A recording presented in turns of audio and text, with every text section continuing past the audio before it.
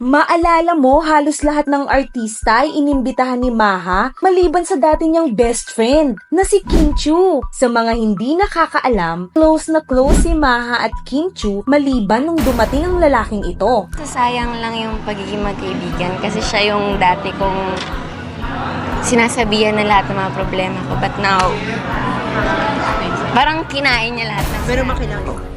Aminin ko, kinain ko yung mga sinabi ko.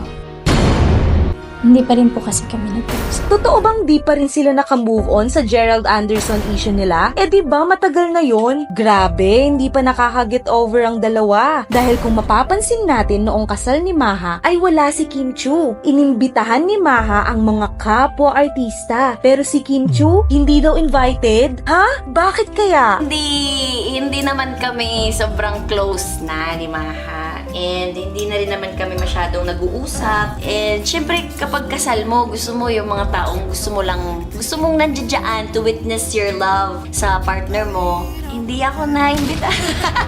Oops! Kayo kaya mga ma, ibahin natin. Inimbitahan kayo ng best friend yung sumulot noon sa naging jowa nyo at inimbitahan kayo sa kanilang kasal? Pupunta kaya kayo? Share nyo naman. Comment down below.